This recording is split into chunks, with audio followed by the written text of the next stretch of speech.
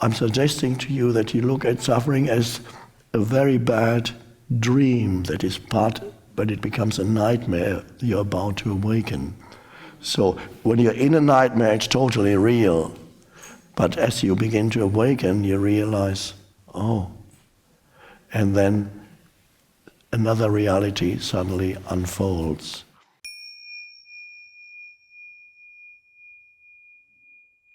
This is a question from, I'm answering this question briefly. It's for Muslims, all Muslims, because the Muslim asked me this question, which starts with a quote from the Quran.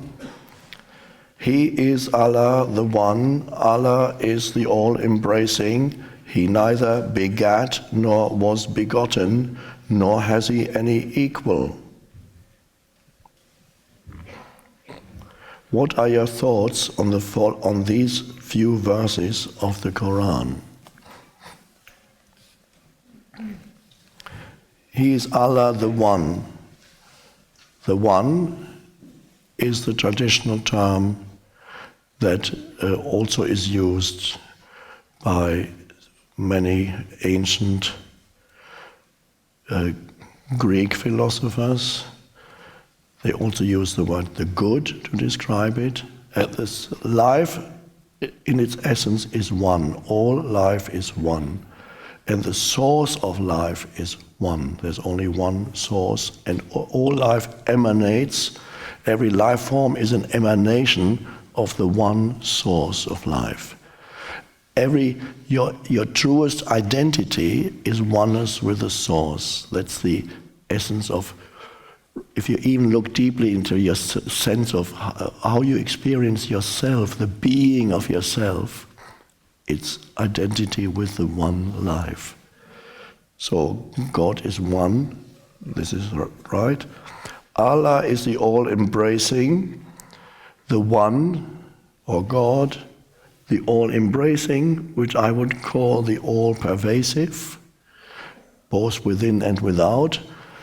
The one emanates, becomes life forms, and pervades the universe as an underlying field of intelligence or aliveness.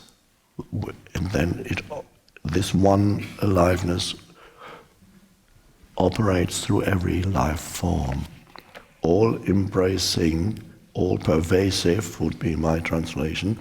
He neither begat nor was begotten, nor has he any equal. He neither begat. To beget means, for those who are not familiar with that old English word, to have offspring or to produce children. So whether this is a reference in the Quran to the Christian belief that God produced a son, which of course is denied in the Quran, although Jesus is recognized as a prophet, Jesus is not seen as the Son of God. Whether it could be a reference to that the one does not produce children in the way that humans do. The one, we could say, becomes everything. It's not out there and does things as a controlling entity. It is the life in every life form. It lives in and through every life form. It's not, that's why people who have a childish concept of God say, how could God allow all this suffering? And then they say there can't be any God, because if there were a God, he would have to be all-powerful, omnipotent and omniscient. Therefore, if he were all-powerful, he would not allow the suffering, but there is a suffering, so either he's not all-powerful, then it means he's not God, or he's evil if he allows the suffering, because even I wouldn't allow it if I were God. And so you get into all kinds of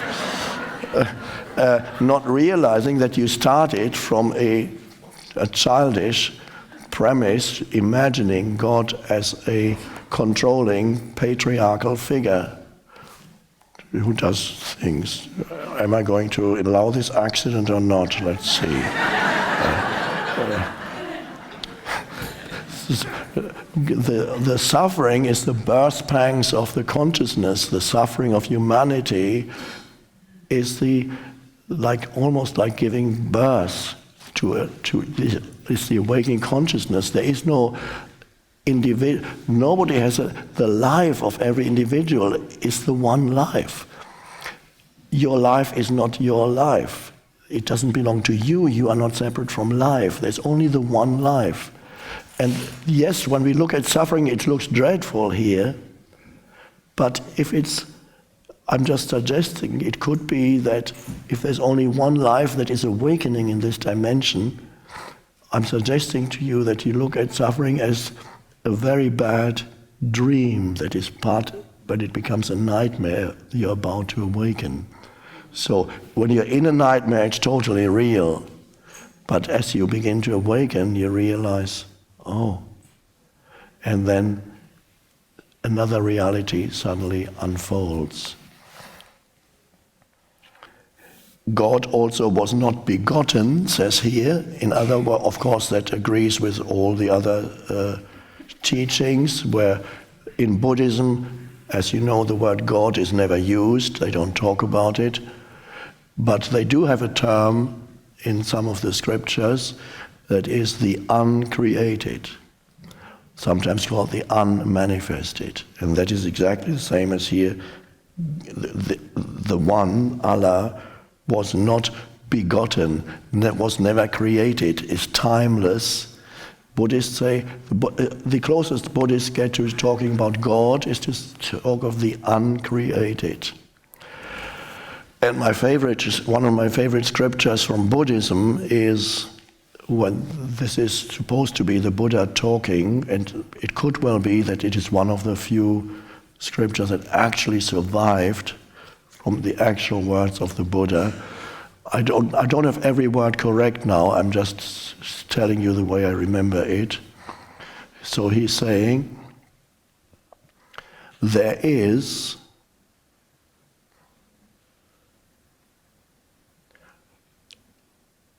to be accurate with the scripture, there is, O monks is the old form of addressing the monks, there is, O monks, the uncreated, the unborn, the unmanifested. If there were not the uncreated, the unborn, the unmanifested, there would be no escape from the created, the born, and the manifested. Now that's pretty clear.